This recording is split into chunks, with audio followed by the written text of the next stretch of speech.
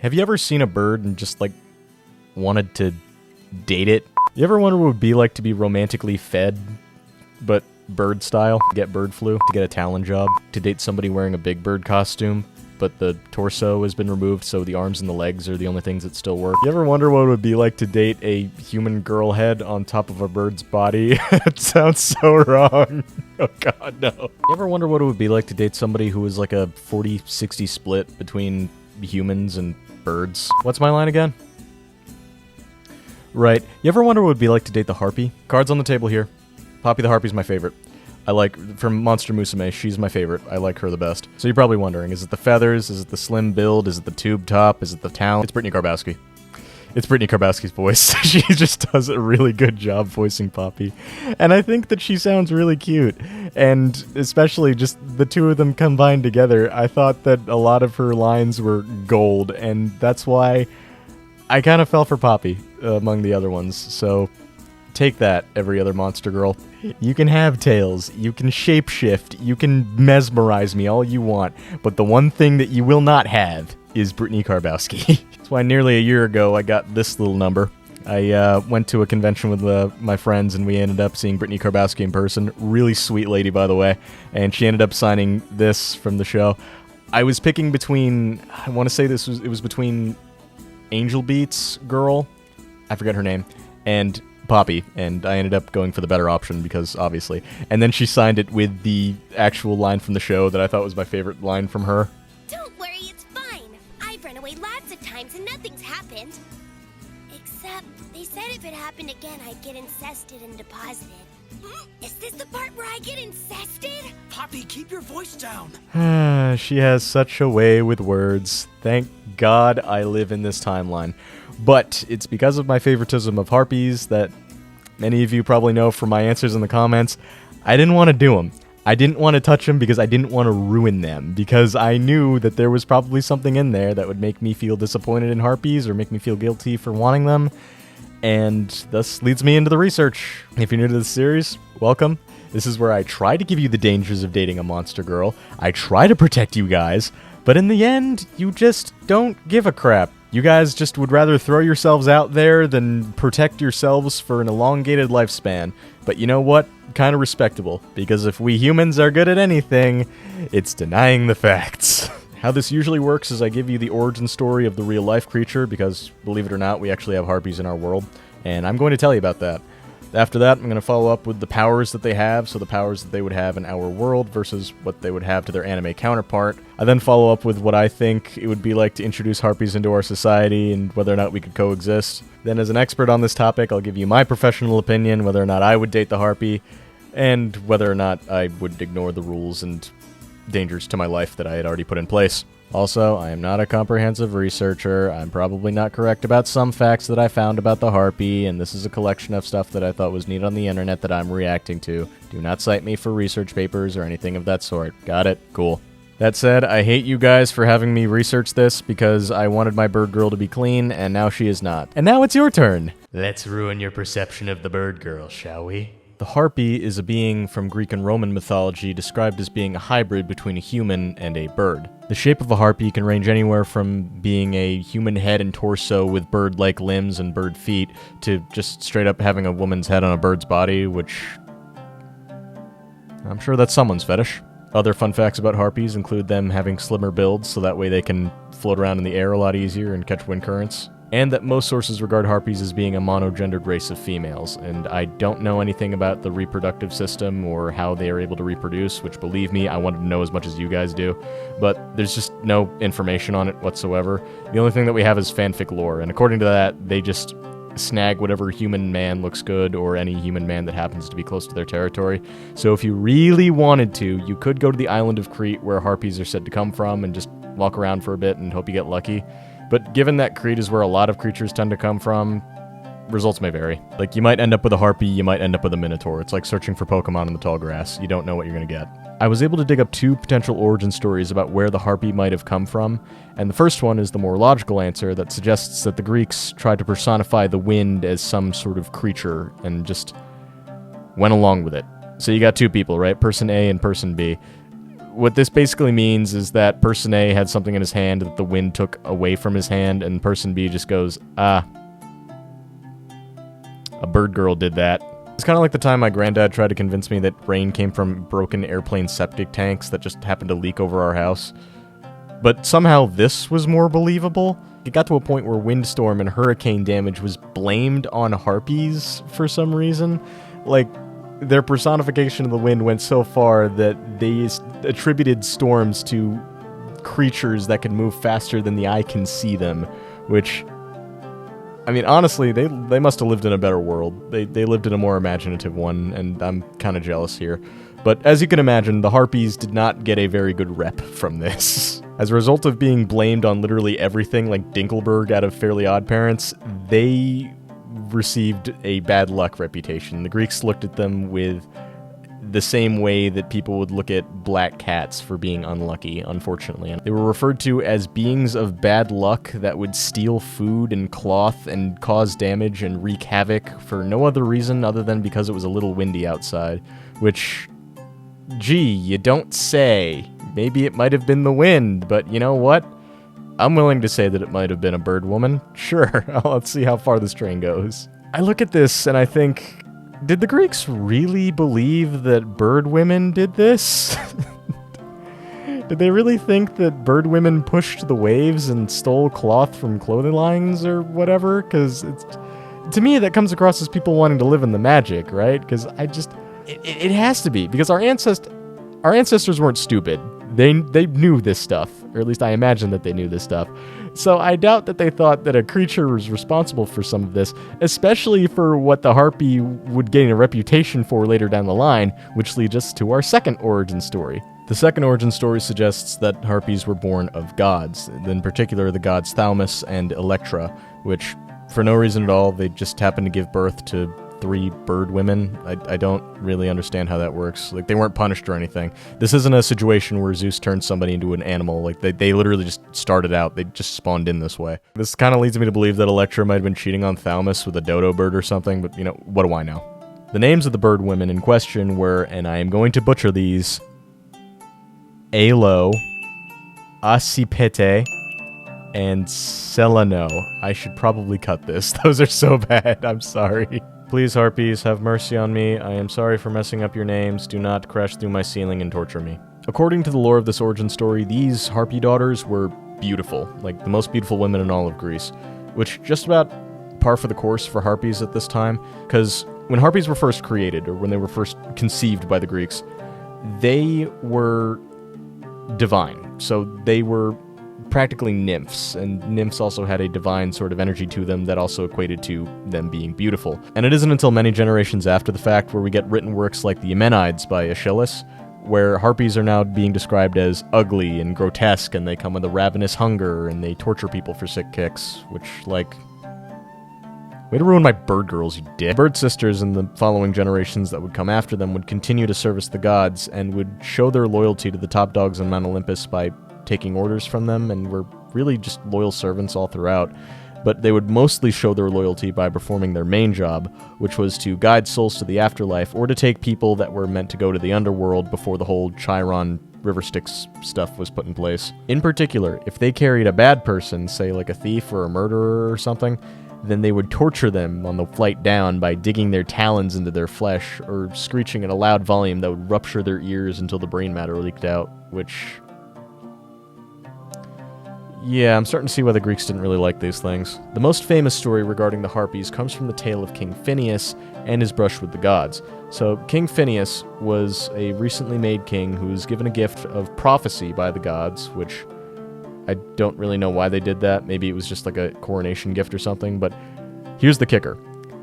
King Phineus was not allowed to use his gift of foresight, his seeing of prophecy, to benefit the world around him or to just tell anybody that he could do it. Which is like another douchey thing from the gods to do, because like you have this foresight, but you're not allowed to affect the world around you to use it. So here's a useless power that you can't use, or we're going to punish you for it. So obviously, when Phineus doesn't do what he's supposed to, and he actually uses his foresight for people, The gods don't take lightly to it. As for his punishment, Zeus had Phineus exiled to a faraway island where Harpies were ordered to keep watch over him at all times. And while that sounds like paradise to either you or me, it was not so the case for Phineus, and that's for 2 reasons. For one, Zeus had also punished Phineus by blinding him before going to the island, just as an ironic punishment for his ability to see the future. So even if he was sent to a private island with attractive bird women wearing tube tops and short shorts, I don't think he'd get much out of it. And secondly, in an act of extreme cruelty, the gods had had a feast magically prepared in front of Phineus every day, to which the Harpies were ordered to steal the food whenever he tried to eat it, leaving behind the scraps that they defecated and urinated on, which just made it bad to eat, but Phineus would still do that anyway to survive, which... Ew! Like, I know that the Harpies probably don't do this on the regular, but, like, imagine that they did, and you were just, like, coming home from a long day of work, just... honey, how many times do I have to tell you? Stop pooping on the food! Just think about that. That is the worst. Just... You are a blind old man whose only company are the Harpies that steal your food and give you the scraps that they defecate and urinate on. And you have to eat that to survive. That is horrible. That is a fate I wouldn't wish on my worst enemies. Anyway, this torment would continue for quite a while until Jason and the Argonauts show up on their journey for the Golden Fleece, where they encounter Phineus because I think Phineus has some information for them or can use his foresight to help them. So they end up fighting off the Harpies and they win, and the Harpies they put up a good fight, and I think they're spared either because they plead for it or because Jason and the Argonauts were good people or because a god came down and said, no, don't kill the Harpies. Doesn't matter. Either way, Phineus finally gets saved from his torture, and the Harpies are free of their job, and they're able to continue being a nuisance. But as you can imagine, stories like this didn't help the Harpies' rep whatsoever. As the years went by, the Harpy would continue to be used symbolically in artwork up until the medieval era, where they were used more for family crests and family symbols, until the Renaissance would come around and they were used for artistic representation once again. In particular, there's a painting by Andrea del Sarto who made Madonna of the Harpies, which, I mean, obviously a direct correlation between Greek harpies and this. They even made a cameo in the Bible at one point, where they're referenced as being beings of havoc and punishers. The exact quote from Zechariah 5:9 says, "Then I lifted up my eyes and looked, and there 2 women were coming out with the wind in their wings. They had wings like wings of a stork." So yeah, look at that. They're making Stan Lee cameos in the Bible, so that's pretty cool. In the modern day, fantasy epics and anime like Monster Musume have made Harpies a little gentler and have given them a more alluring appearance, I will say, than they have in previous years. But to those who look to the mythology standpoint, the Harpies are still a symbol of death, the underworld, and fear to this day. So what does that tell us about the Harpies' powers? Well, I'm going to go out on a limb here and say they can fly. I think that is something that they can definitely do. Another thing that I wrote down was durability, because there are other stories that I didn't mention of Harpies doing battle with people, and they were able to put up a pretty good fight, which, as you can imagine, the Greeks didn't really have a means of fighting flying creatures, so it was a bit of a toughie there. They also just have to fly at large heights, and I imagine that the wind pushes them around quite a bit, so I keep trying to defend this point, but Harpies are durable. I also put down that they have something called homing instinct, which is pretty much how a bird is able to fly north or south for the winter. I don't know where they go, but however they know where to go. Harpies also have something similar where they can go back home. They know where home is. So regardless of what they are, what they're doing, they have that instinct to return. So maybe that's also a bit of loyalty. Loyalty was something that I was thinking about putting on the list, but there isn't really much to it. They kind of just serve the gods, which if you had the opportunity to serve a god, wouldn't you do that? My answer to that would be, it depends on the god. And the last thing I have on here is enhanced balance, which of course, birds perching on a branch, Harpies should be able to do the same thing, where they're able to stalk their prey, and they're able to stalk their men, according to fanfics. It just seems like something that Harpies would have, and my mind is going to a dirty place right now, so we're going to move forward. According to the Monster Musume bio on Harpies, it says that the Harpy race is a monogendered female, demi-human lineal race, with the body of a human and the wings and talons of a bird. They colonize mountainsides and similar places. A pure and cheerful species that loves the blue sky and singing, unfortunately, most of the time, they only sing for other Harpies. Oh my god, what I wouldn't give to hear Brittany Karbowski sing. Oh god. to be a part of that recording booth. I want to be a voice actor at some point. I want to be able to work with people like that. They're just so fun. Harpies are migratory beings and a race that embodies the notion of freedom, going where they can, going to places they please, being similar in nature to migratory birds. Harpies psychologically can't stay in one place for very long. However, due to their airheaded personalities, they more often than not have their rules and just do as they please. With that rule being, harpies are not allowed to stay a long time in a place, especially at a guy's place. That's probably something I should have brought up earlier. There was no instance in the mythology of harpies that suggested that they were bird brains. To my knowledge, and to the sources that I have seen, all of these harpies had either average intelligence or even above average intelligence to be able to find their prey, to be able to do battle. Or were just intelligent enough to be acknowledged by the gods. Whatever the case, the harpies weren't stupid. Psychological attributes of harpies in the Monster Musume world include being lightweight, having wings, being monogendered, something called oviparity, which is some harpies can lay up to 2 to 3 eggs a week, which, again, I couldn't find anything about the reproductive systems of harpies in my notes or in the sources that I found. You're just going to have to go with the fanfics on this one, and you're just going to have to assume from context, because, if they're a monogendered race of females, they have to repopulate some way. This leads me to my next point. What do I think it would be like to coexist with harpies? Like, how do I think the world would react to harpies just being introduced to our society? And what I have written down here is that they are simultaneously no reason and every reason to not like the harpy. Like, think about it. You have a bunch of flying creatures that have now been introduced to our society. That is going to be a pain in the butt for air traffic control, definitely. That might cause a few accidents out there. And it's also going to be a pain in the butt for anybody running public establishments who are now going to have to sweep up after feathers. As to this next point, could be either a positive or a negative, but I also see the automotive industry taking a hit because people will just use their harpy girlfriends to take them from place to place instead of using a car. Which, you know what, if you're not scared of heights, that sounds like a nice night out. This also just reminds me of the Centaur public transit thing all over again. I will say that with the exception of slimes, they are the most human-shaped, so I imagine that the embrace of a harpy would feel kind of similar, and they would probably make for some pretty good cuddle buddies. And I don't know how warm feathers are, but I imagine that an entire collection of them that wrap around me would feel kind of nice. They would adapt to us pretty well. They can walk through doorways just fine. You'd be able to take them on a regular date to, say, the movies, and I'm sure that things would be okay. The only problem that I see is just the mess that they would leave behind. And, in case your harpy girlfriend does end up being a bird brain, it might be hard or annoying to do damage control. But if we're talking about harpies from myth and legend, where they establish average intelligence, then I'm sure that they would understand the rules, and so long as you explain them ahead of time, you'd be able to take care of them, and there'd probably be little to no damage control. Another thing I just thought of, that whole thing about birds being made by the government, it's just... I imagine governments everywhere are going to try to utilize harpies as like spies, or utilize harpies because of their ability to fly from place to place. Regulating their flight patterns is going to be a mess. It is going to be horrendous. But at the end of the day, they're going to exist, and people are going to like them regardless. There's always going to be a small group of people. And leaking into my personal thoughts here, I am one of them. Yes, I know that they have a reputation for torturing people. Yes, I know that they screech loud. Yes, I know that they can defecate and urinate and it smells bad. But you know what? This is my one. Everybody gets one, so shut up. Like, everybody has their own monster girl that they will date regardless of logic, and this is mine. I'll admit, when I was reading up on the harpy, I was a little bit disappointed because I figured that they would have some more gore attached to them. Like, I thought that there'd be something very interesting about them, or that they would have a motif of sorts. Kind of like how the Lamia goes out and it murders children.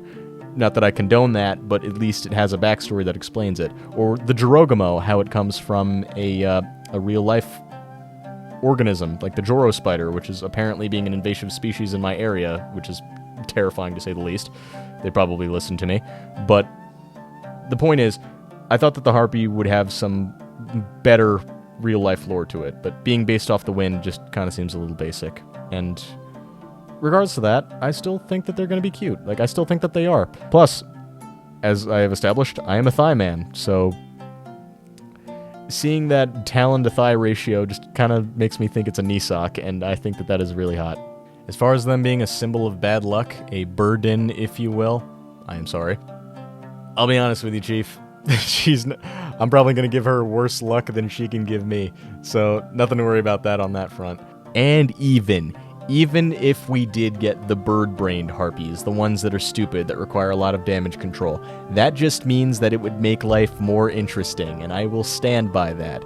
It makes life less boring because you're hanging out with somebody who just every day is a new experience, and I would very much love that kind of life. Well, that just about covers harpies on my end. I don't really have anything left. So if you have anywhere that you take a harpy out on a date, or if they're dangerous for any reason that I didn't mention, feel free to let me know in the comments below. But that's just about it. That's all I got for you. Sayonara, suckers. Oh god! What the? Wow, this is everything I imagined it would be.